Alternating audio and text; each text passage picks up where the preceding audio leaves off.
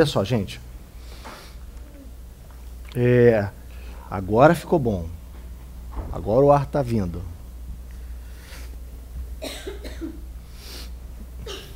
Assim,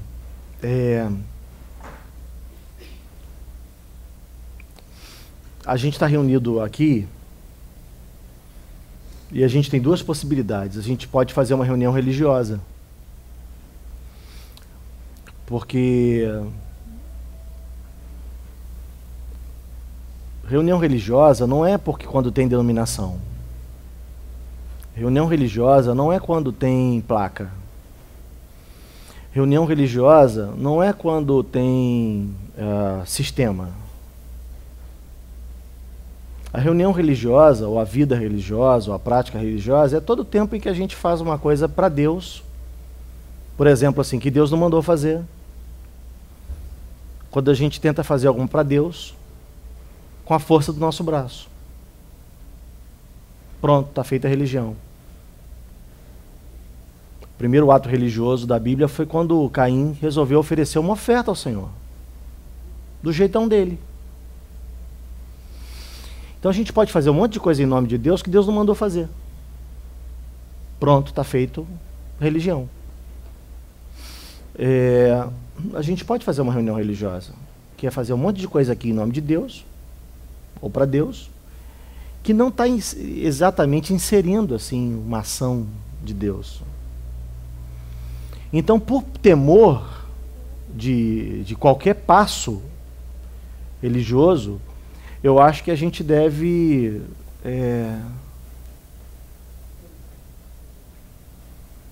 buscar assim ter uma liberdade para o Senhor governar, para o Senhor dirigir, para o Senhor manifestar a vida dele entre nós, de uma maneira verdadeira e simples, né? Eu queria que nós orássemos uns pelos outros. Eu queria fazer uma coisa assim, eu queria que você orasse por alguém. Não, evita orar por quem está do teu lado, por exemplo, assim, ó. Evita orar, já agarrou a outra ali. Evita orar, evita orar por quem veio com você, evita orar pelo melhor amigo, evita orar pela filha, pelo esposo, pela esposa.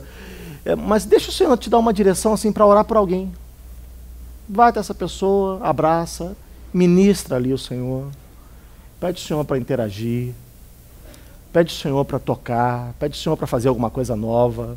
Nós somos pouquinhos, irmãos, mas não tem nada a ver com a ação de Deus isso. Porque lembra daquela história de 2 ou 3? Pode estar lá no meio do mato, um sozinho, 2, e Deus opera de uma maneira extraordinária, poderosa, maravilhosa. Nós estamos hoje aqui, filhos de Deus, no nome do Senhor Jesus, então eu creio que o Senhor pode fazer um tempo assim espetacular. Falar, agir, transformar, mover. Então a gente pode fazer isso, irmãos? Ora por alguém, vá até um irmão, uma irmã, e ora por essa pessoa.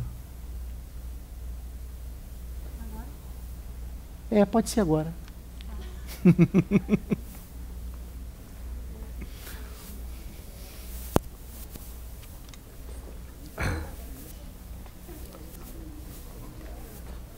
Toca o bacão. Vem.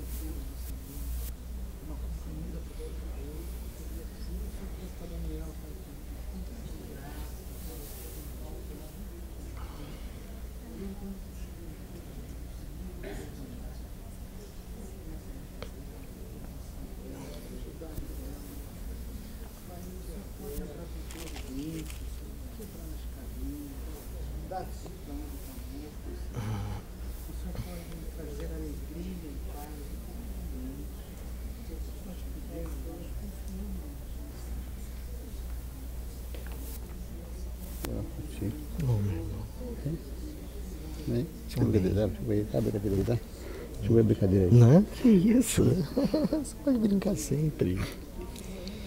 Obrigado, vida do irmão, Senhor. Obrigado, Senhor Jesus. Se Ele está aqui conosco, porque quando nos convenceu dos seus pecados, nos trouxe Verdade, Senhor. O Senhor é bom e misericordioso. como presente para nós.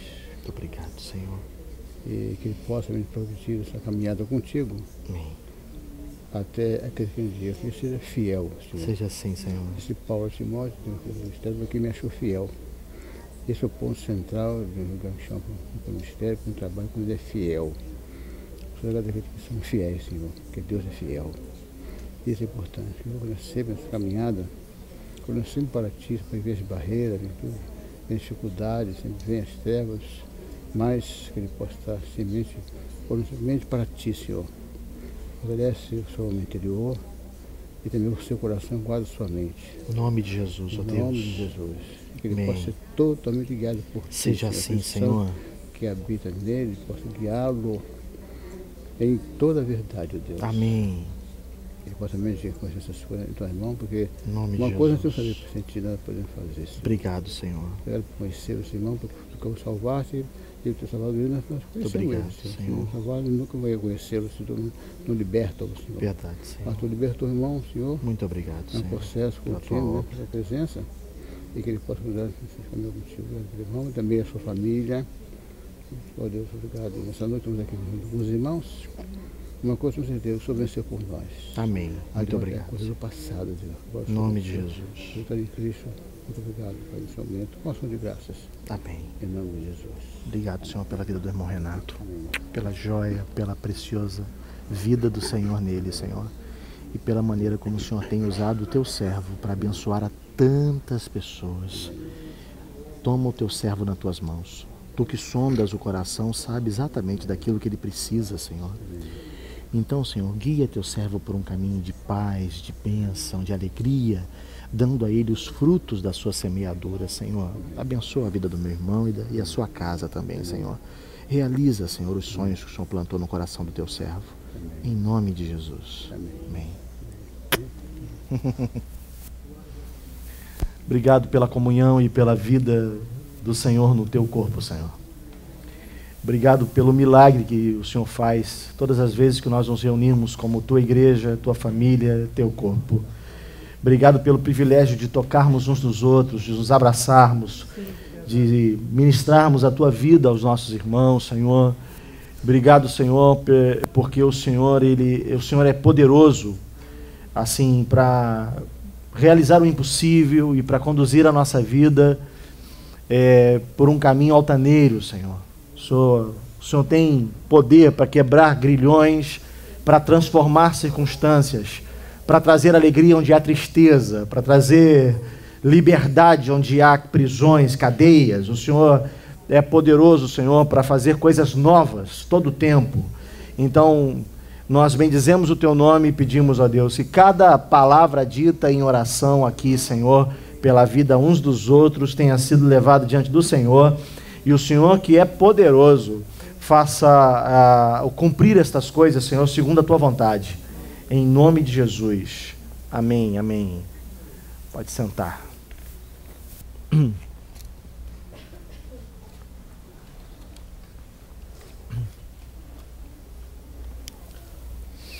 Leia comigo aqui Atos 3. Atos dos Apóstolos, capítulo 3.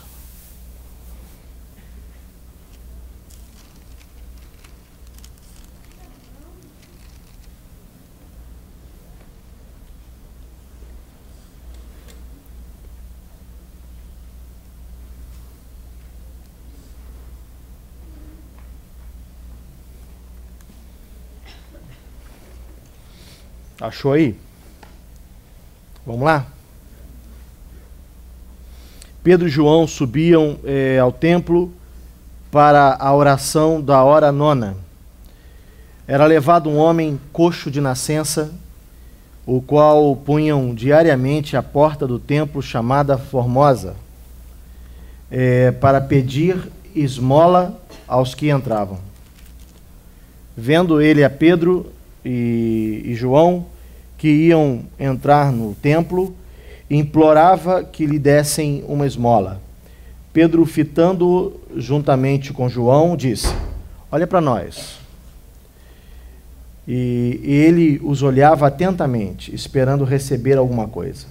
Pedro, porém, lhe disse: não possuo nem prata nem ouro, mas o que eu tenho, isso te dou.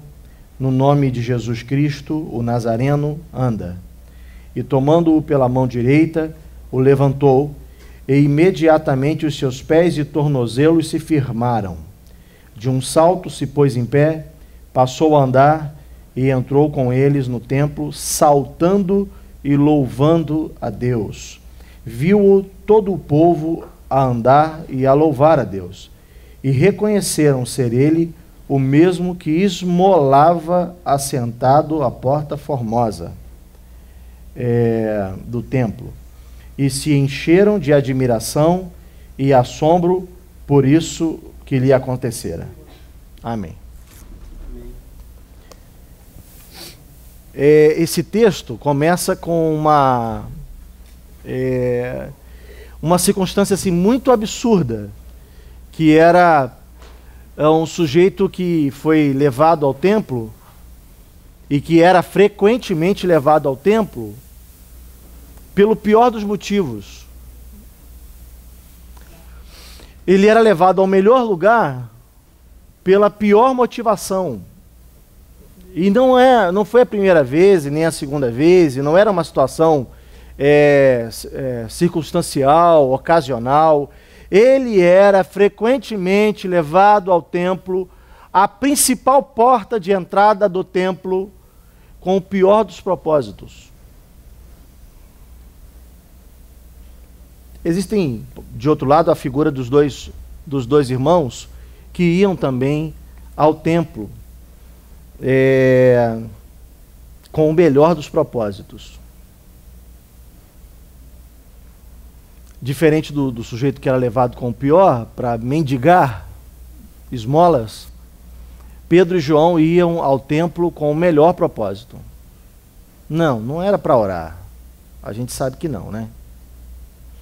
Tem gente que confunde a ida de Pedro e João ao templo na hora da oração como se fosse a ida no templo para orar. Tem até uma canção antiga: Pedro e João iam para o templo para orar. Mas eles não iam para orar, desculpa o autor. Porque quando Jesus ia ao templo, Jesus não ia para orar. Jesus, quando ia orar, ele ia aonde? Você lembra? Ele ia num monte, um lugar de intimidade, onde ele podia ficar mais reservado e tal. Também não havia nenhuma... Valeu. Não havia nenhuma santificação geográfica no lugar do monte, não, mas era um lugar mais reservado para ele orar. Jesus não ia a templo para orar, nem tampouco os discípulos, nem tampouco Pedro e João foram para orar. Eles foram na hora da oração. Haviam 4 horários de oração no templo, de sacrifício e oração no templo. E nesses horários havia uma aglomeração, um aglutinamento de pessoas no templo, que se dava pelos motivos mais variados. O templo era o lugar de convivência dos judeus. O templo era o lugar onde os judeus se juntavam. Não tem absolutamente nenhuma conexão com o que a gente imagina de templo hoje, no nosso tempo. O templo não era o lugar onde eles iam, o povo ia para orar. Era o lugar onde o povo ia assistir a expressão de sacrifício que os sacerdotes faziam, ou a oração que se fazia, que era mais ou menos uma reza, que tratava de um princípio de ensino, de um fundamento de ensino judaico. Para que é que Jesus ia ao templo também nesses horários? Para que é que os discípulos iam? E para que é que Pedro e João iam ao templo? Não era para buscar a Deus, não era para se encontrar com Deus, não era para sentir a presença de Deus, era para falar do amor de Jesus. eles iam ao templo para proclamar o reino de Deus. E normalmente dava ruim. Normalmente era encrenca que dava problema. E eles iam ao templo, e se nós quiséssemos ter a mesma prática, talvez seja mais próximo, mais conveniente, nós irmos ao pátio de alimentação do shopping. É bem isso. As famílias se encontravam, as pessoas se juntavam, haviam átrios diferentes, onde as mulheres ficavam, onde os judeus ficavam, onde os gentios ficavam, onde várias camadas diferentes da sociedade judaica ficava, e ali eles trocavam ideias e informações, e os que eram mestres ensinavam seus discípulos a lei e os princípios da lei. E quando Jesus ia lá, e os discípulos iam lá, eles iam normalmente para dizer, pera lá, eu queria falar que o Messias veio, e ele trouxe uma verdade, e aí dali saía a gente encrencada sempre. Era onde os fariseus arguíam Jesus, tentavam colocá-lo à prova. E nesse caso, por exemplo, se você continuar lendo o texto, você vai ver que Pedro e João saem dali presos. Eles foram presos nesse episódio. Era um episódio de encrenca. Mas por que eu digo que estava no coração de Pedro e João o melhor propósito? É porque eles iam não para receber, não para sentir, não para ter, não para si, mas eles iam para dar. Daí me parece que ficam dois níveis diferentes de pessoas. Existe o nível daquele que vai para dar e existe o nível daquele que vai para receber.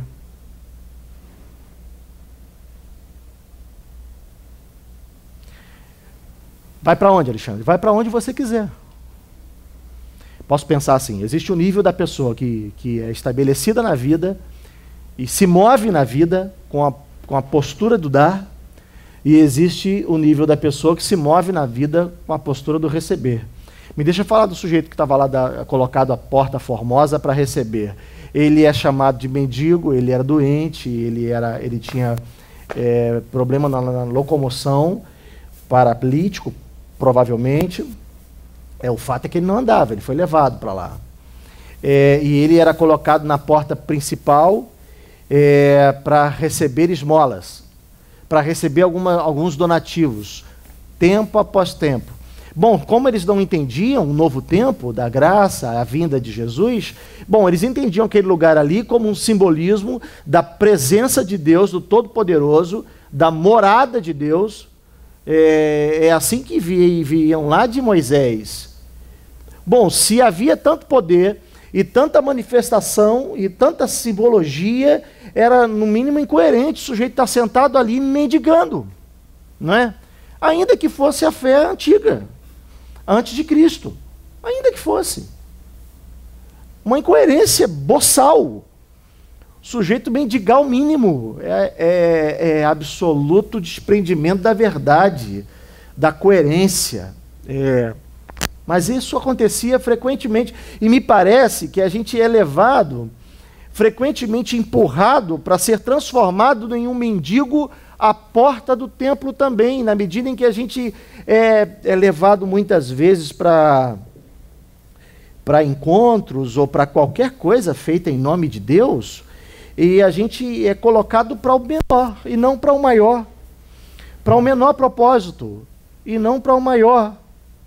Qual é o menor propósito e qual é o maior propósito? O menor propósito é receber e o maior propósito é dar. O menor propósito pode acontecer na vida de alguém. É um tempo receber também, mas o maior propósito é dar. Mais bem-aventurada a coisa é dar do que receber. O exercício comum da vida é dar, não é receber. Quando a gente é criança, a gente só recebe, o bebezinho só recebe. Não há nenhuma outra coisa na existência de uma criança de colo do que receber. E na medida que ela vai crescendo, a maturidade de alguma forma vai construindo a personalidade e o caráter. Se há saúde nesse indivíduo, se há saúde emocional nessa pessoa, tão logo ela cresce, ela vai se percebendo na vida como responsável por dar alguma coisa a alguém, de alguma forma. Seja no exercício profissional, seja no relacionamento interpessoal, seja na vida sentimental, porque aquele que cresce com esse conceito do receber é uma anomalia.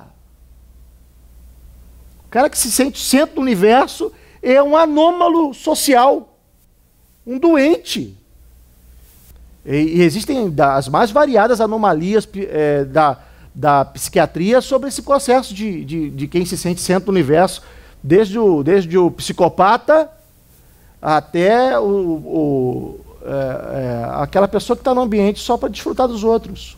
Mas é doente, não é saudável, porque o saudável rapidamente se percebe responsável por dar a alguém alguma coisa, por fazer, por ter função, por ter papel na história de alguém relevante. A vida espiritual também é a mesma coisa. Quanta gente é criada na ambiência divina para ser um mendigo. Te levam à ambiência divina para sentar ali e esmolar. Te conduzem à ambiência divina e te ensinam que ali é lugar de receber.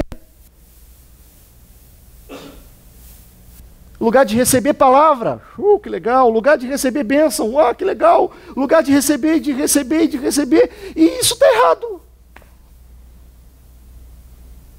Pelo menos está errado se isso não transforma você numa fonte também. Lembra da conversa de Jesus com a mulher do poço? Primeiro sermão aqui nesse lugar. Quem beber da água que eu tenho para dar, vai continuar bebendo para a vida eterna, amém? Amém nada, irmão. Peguei vocês de novo, velho. Quem beber da água que eu tenho para dar, acontece o quê? Vai se tornar uma fonte que jorra para a eternidade.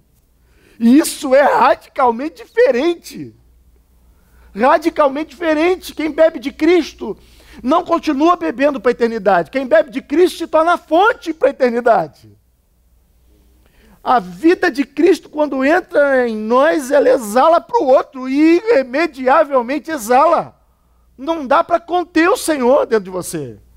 Não dá para conter o Senhor no meio dos irmãos, não dá para conter o Senhor no meio do trabalho, não dá para conter o Senhor na família, não dá para conter o Senhor. O milagre da transformação de vida está em quê? Deixando o velho homem revestivos do quê? Do novo. Tem gente que está num processo assim, ele deixa o velho homem e fica nu. Com a mão no bolso. No meio do processo. E ficar recebendo, talvez até seja parte do processo, de um tempo, mas não pode ser da tua história. Porque se é da tua história, eu quero dizer que no contexto da relação com Deus, você é o mendigo. Mendigão. Levado à porta formosa frequentemente. Quero dizer, levado a um ambiente maravilhoso frequentemente, levado a uma palavra maravilhosa frequentemente, levado a uma comunhão maravilhosa frequentemente, levado a uma situação de Deus maravilhosa frequentemente. E a gente acha que isso aí é o âmago, é o legal da história, mas não é. Mas não é. Graças a Deus, há um encontro entre as duas figuras, em algum momento. Porque eu fico pensando em que quantas vezes aquele mendigo, ele vai embora para casa no final de um dia, contando as moedinhas que recebeu e dizendo, caramba, como o dia hoje foi bom. Eu recebi tantas moedas, vou poder comprar uma pizza, uma Coca-Cola, vou poder fazer um negócio interessante. E como o dia hoje foi proveitoso. E às vezes a gente fica desse mesmo jeito quando sai de uma comunhão ou de uma reunião da igreja. Caramba, que palavra maravilhosa, eu fiquei animado, e eu me senti muito melhor, e eu saí feliz, ou eu me emocionei, eu me senti quebrantado, eu senti a presença de Deus, e que coisa gostosa, que coisa boa. Migalha, velho. Esmola. Esmola. Sabe por que eu digo que é esmola? É porque na outra reunião está lá você sentadinho de novo com a mesma postura. Esmola. Porque a gente não avalia o que recebe na alegria ou no resultado emocional quando recebe. A gente avalia o que recebe, ou se de fato recebe, é no resultado prático de vida daquilo que recebe. Porque se a palavra que vem me alegra, se a palavra que vem me emociona, se a palavra que vem me faz me sentir melhor, mais emocionado ou impactado, ou seja lá o que for, e amanhã eu estou sentadinho de novo na reunião com a mesma expectativa, foi esmola, porque não é essa a expectativa do céu sobre a gente. Simplesmente não é essa. Quisera não ser uma palavra emocionante, quisera não ser uma palavra empolgante, quisera não ser uma palavra impactante, um sermão muito bonito, uma teologia bem pregada, quisera não ser nada dessas coisas, e uma simples palavra que transformasse de fato a nossa maneira de viver. Porque quando chegam Pedro e João, os que não foram para receber, mas os que foram para dar, e se encontram com o sujeito, eles dizem assim, o primeiro passo da conversa é o seguinte: a gente não tem ouro e nem prata. Quero dizer, a gente não tem o que você espera receber. Quero dizer, a gente não tem uma mensagem gostosa. A gente não vai fazer você ficar emocionado. A gente não vai fazer você se sentir teologicamente informado. A gente não vai te dar o que você espera. Mas o que a gente tem, a gente vai te dar. Assim, ó. Levanta e anda. Deixa de ser mendigo. O que eu vou te dar vai firmar teus artelhos, vai firmar teus pés, se posicionar na vida, vai dar rumo para você, vai te dar norte.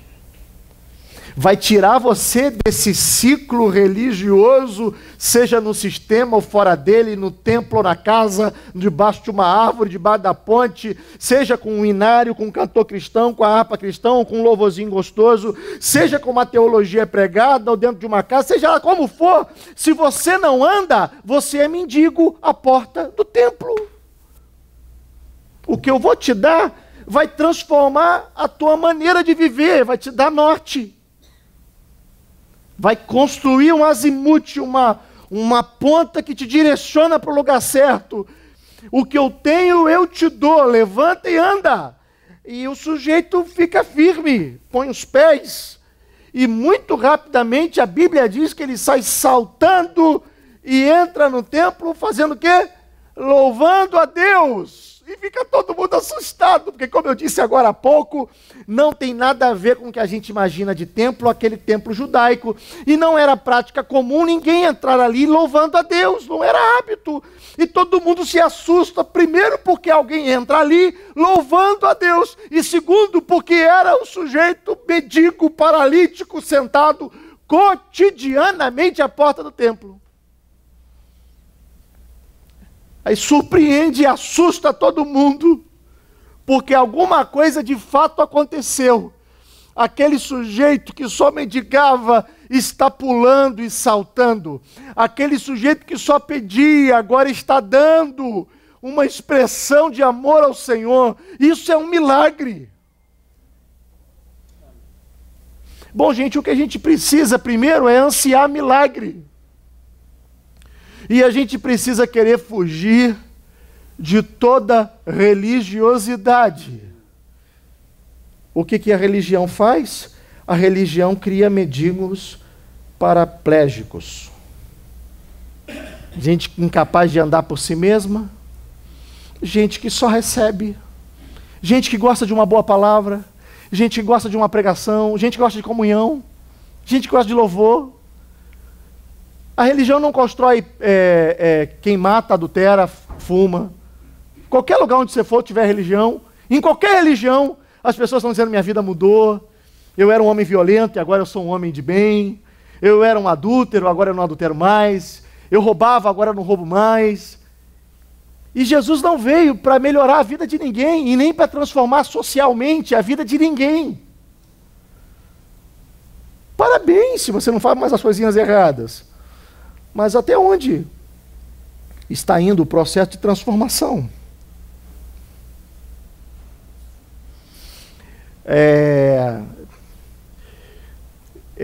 O mendigo paralítico se torna um comunicador do reino de Deus. A adúltera, que já tinha tido 5 esposos, se torna responsável por um movimento evangelista em Samaria. Mais tarde, Filipe vai para lá. E eu não posso afirmar, a história não diz isso e nem a Bíblia, mas é uma especulação minha. Eu acho que o Filipe só foi continuar a obra que aquela mulher começou. De proclamação do reino de Deus. Porque naquele relato ali, ela já trouxe um monte de gente para conhecer Jesus. Imediatamente a adúltera se transforma em evangelista. Imediatamente o mendigo se transforma em adorador. Porque quando o Senhor entra na vida da gente, Ele não transforma a gente em um pedinte mais eloquente. Quando o Senhor entra na vida da gente, Ele não transforma a gente em um pedinte moderado, em um pedinte inteligente, em um pedinte melhorzinho. Ele transforma a gente em um doador da vida. Tem gente que dá das mais variadas formas. Eu não estou falando que transforma você num pregador. Eu não estou falando que transforma você num músico. Eu estou falando que o Senhor transforma você de pedinte a um doador. Seja em qualquer área que você servir, seja de qualquer maneira como você for. Mas o que é fato é que você percebe essa transformação de lugar. De lugar. Pedro e João foram fazer o que eles descobriram que deviam fazer desde que conheciam Jesus. E aí tudo que esse sujeito tocava transformava a mesma fonte.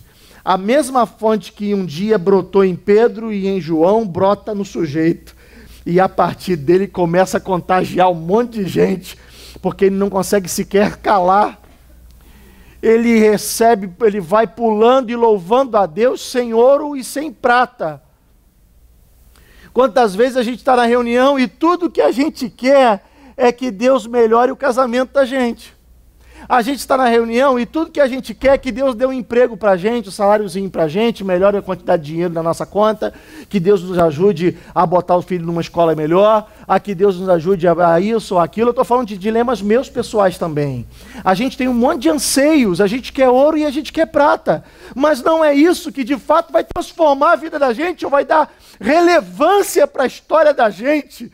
O que dá relevância para a história da gente é receber um poder que firma as articulações da gente.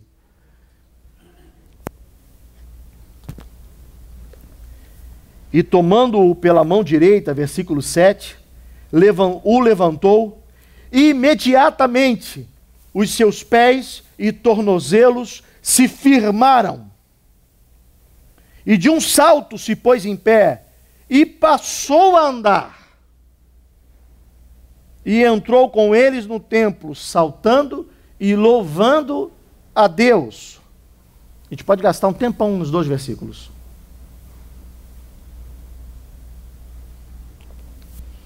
Parece que há um processo aqui. Gente que olha nos olhos do outro e dá a mão. A Bíblia diz, tomando-o pela mão, o levantaram.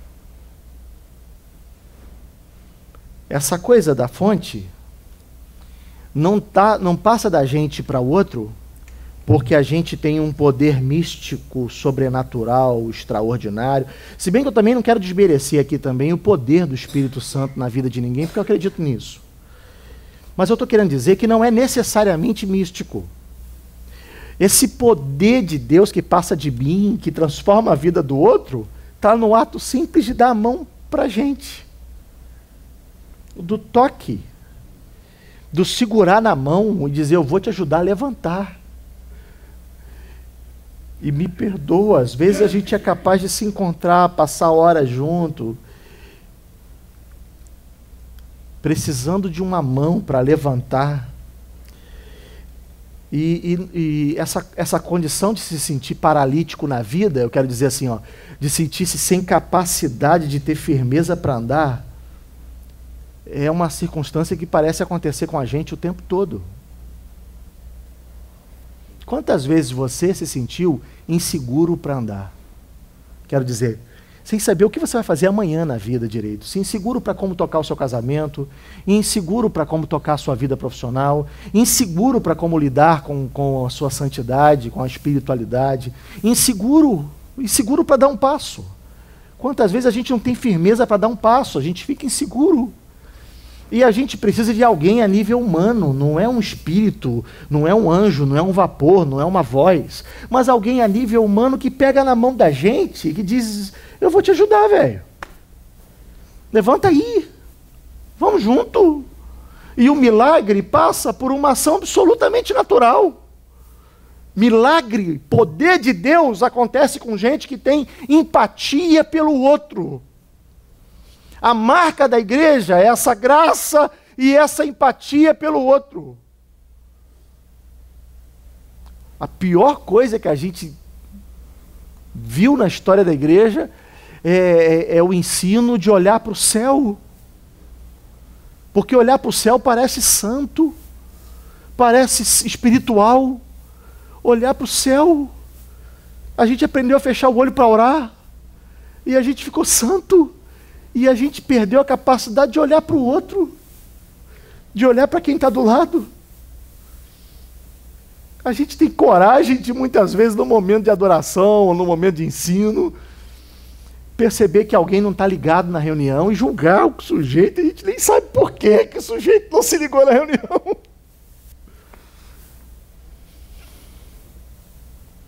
Deu a mão, levantou o camarada, e aí entrou um milagre. Olha que interessante isso. Porque o dar a mão é só um sujeito. Pedro e João eram só pessoas. Eles deram a mão e tem um outro processo que já não é Pedro e João. Ó. Tomando-o pela mão direita, o levantou. Imediatamente ele se pôs em... Perdão.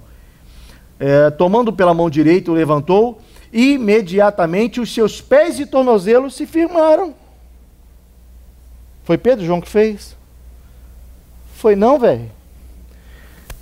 Às vezes a gente tem medo de entrar na vida de alguém. Preste atenção, a gente tem medo de entrar na vida de alguém porque a gente não sabe o que dizer depois. A gente tem medo de se meter num problema de alguém porque a gente tem uma insegurança, eu não sei o que eu vou fazer. E Pedro e João não fizeram nada, eles não eram formados em psicologia, eles não eram terapeutas, eles não tinham medicina, eles só deram a mão, e a Bíblia diz que quando deram a mão, imediatamente os pés do sujeito se firmaram. Sabe por quê? Porque eles deram a mão, mas o Espírito Santo firmou os pés do cara. Firmou os pés do camarada. Você precisa crer que quando você dá a mão, o Senhor firma o passo do outro. Você tem uma ação simples, dar a mão é simples. Dar a mão não é santo, dar a mão não é coisa milagrosa, não é abrir o mar vermelho, não é mover nada, é só dar a mão. A gente precisa aprender a dar a mão e deixar o Espírito Santo firmar os outros. Ele deu a mão e imediatamente os pés daquele camarada se firmaram. Aconteceu um milagre. E aí ele foi transformado e passou a glorificar o Senhor. E entra no templo causando um reboliço, desestruturando tudo, porque alguém lhe deu a mão. Os mendigos do templo são as figueiras sem fruto, cheias de folhas. Você lembra de Jesus? Caminhando, passou por uma figueira e foi buscar fruto nela. Lembra desse episódio? Quando se aproxima, não havia figo algum.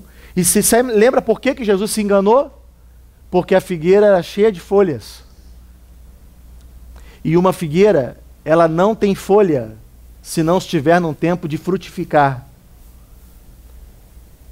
ela só dá folhas quando é tempo de dar frutos.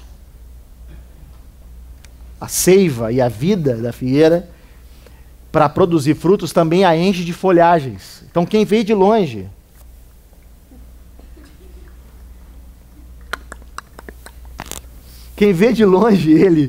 uma figueira cheia de folhas, imagina que vai achar frutos. Você sabe o que é o fruto, né? Todo mundo sabe. Agora, você sabe o que são as folhas? Qual é, mano? Você sabe o que são as folhas? Sabe não? As folhas são as bênçãos de Deus. A beleza da sua vida. A beleza da sua vida.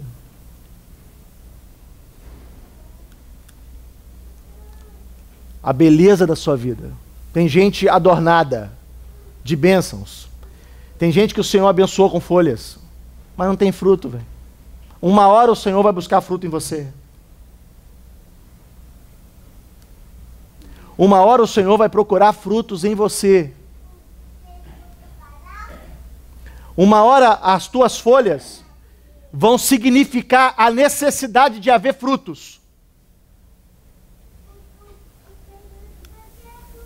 Eu estou dividindo essas coisas aqui porque eu quero animar a que não sejamos uma comunidade de mendigos. Eu quero animar, irmãos, a que sejamos uma comunidade de apóstolos. De gente que vai ao templo, quero dizer. Gente que vai à presença de Deus. Quero dizer, gente que vai aos lugares onde outras pessoas estão. Quero dizer, gente que vai onde você quiser, mas vai pelo melhor motivo. Gente que vai ao grupo caseiro. Gente que vai à reunião da casa. Gente que vai à reunião geral. Porque a gente, quando olha para a palavra, tem que ter um pouco de coragem de olhar para dentro de si, diante da palavra. Eu queria chamar você, essa noite, a fazer uma reflexão pessoal com verdade. E com coragem, uma análise, e pensar assim, quem você tem sido. Se você tem sido um apóstolo, ou se você tem sido um mendigo, paralítico por alguma circunstância da vida. E eu não estou julgando ninguém, irmãos. Porque muitas vezes, eu quero falar com muita franqueza, muitas vezes me percebi mendigo. E aí, graças a Deus, muitas vezes, eu tive gente que me deu mão, que me firmou, e o Espírito Santo firmou meus passos de novo, e me disse, anda, cara, anda aí. Muitas vezes, irmãos, eu me percebi mendigo, indo para ter, para receber, me sentindo carente, me sentindo mais miserável do que os outros, me sentindo necessitado de alguma esmola qualquer. Mas aí algum apóstolo da vida, assim, me deu a mão, me deu o abraço. Foi por isso que eu pedi que orássemos uns pelos outros antes da palavra. E isso firmou meus passos, possibilitou o Espírito Santo firmar meus passos, me ensinar a andar e me ajudar a andar. Eu queria, em nome de Jesus, que nós tivéssemos uma reflexão pessoal, porque eu creio que essa palavra aqui hoje é uma intenção do Espírito Santo de firmar os pés da gente. É o Senhor dizendo, anda, anda, anda. E eu nem estou dizendo que o Senhor vai dar o que você quer. Tal qual o mendigo, Pedro e João disseram, eu não tenho ouro nem prata, não tenho o que você quer. E talvez o Senhor esteja dizendo assim, olha, eu não vou te dar um emprego melhor, eu não vou resolver o teu problema de dívida, de encrenca financeira, eu não vou resolver o teu casamento, vai continuar o pau quebrando lá, eu não vou resolver o problema com os teus vizinhos, eu não vou te dar o que você tem pedido agora. Mas eu vou te dar outra coisa melhor, vou te ensinar a andar. Levanta e anda. Seja bênção na vida de outro.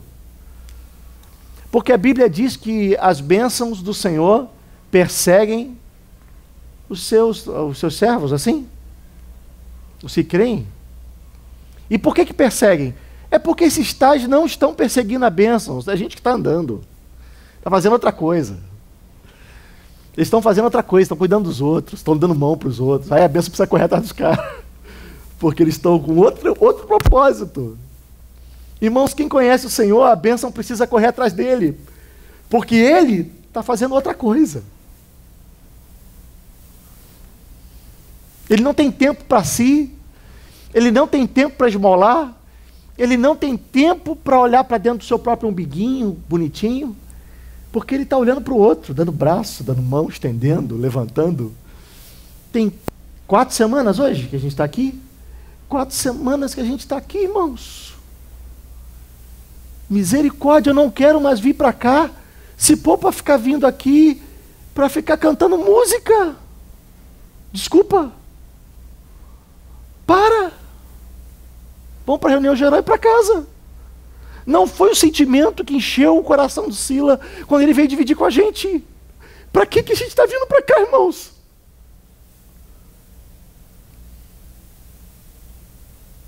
Qual é o propósito?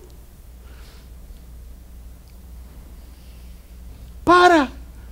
Ou então vamos todo mundo para a denominação.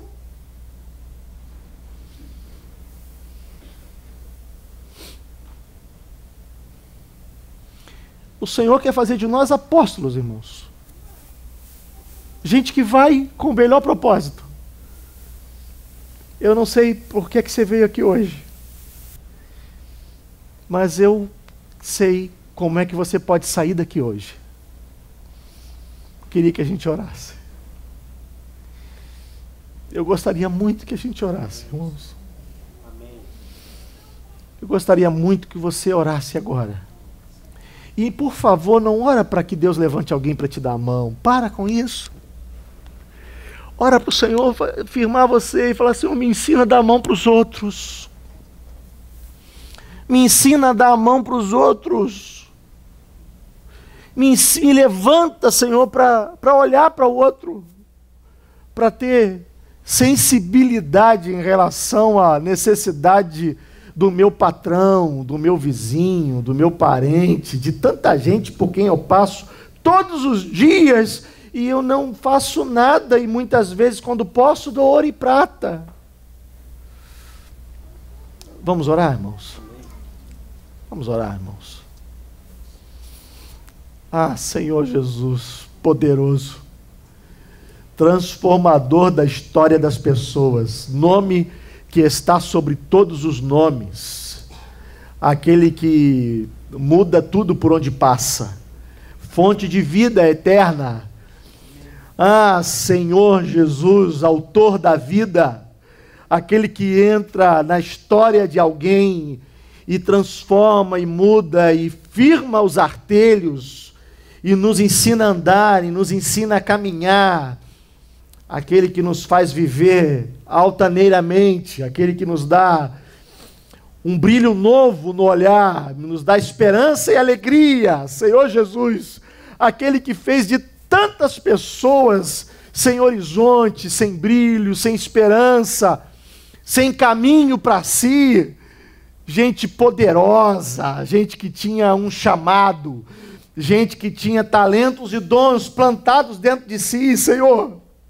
Deus, eu clamo agora por mim e a partir de mim, por cada irmão agora que ora comigo, para que o Senhor retire da alma, do coração e da mente da gente todos os sofismas que acomodam e que nos deixam na condição confortável de não discernir e de não perceber o nosso papel na vida do outro, o chamado, o envio, o ide, a ordenança, o propósito que o Senhor tem, Senhor. Para que o Senhor nos liberte da mentira de dar ouro e prata para quem está do nosso lado. Para que o Senhor transforme os sentimentos e a vida da gente e nos encha de um depósito muito mais valioso do que o ouro e que a prata. nos encha de um depósito muito mais poderoso do que o ouro e a prata, nos encha do depósito que essa humanidade de verdade precisa, Senhor. E a gente pare de dar bom dia, boa tarde, boa noite vazio para as pessoas que passam pela gente. Para que a gente pare de dar assistencialismo para as pessoas que passam pela gente, Senhor. Transforma a história da gente, Senhor. Enche a gente, Senhor. Nós queremos beber da tua vida da mesma maneira que aquela mulher bebeu lá em Samaria. Nós queremos receber o que aquele homem recebeu à porta do templo. Nós queremos sair pulando na vida e louvando o Senhor e levantando outros. Nós queremos tocar nas pessoas e que isso transforme a vida das pessoas. Abraçar pessoas e que isso transforme a vida das pessoas, Senhor. Move dentro da gente e nos ajuda a ir ao outro com o melhor propósito e não com o pior. Nos ajuda, Senhor. Em nome de Jesus.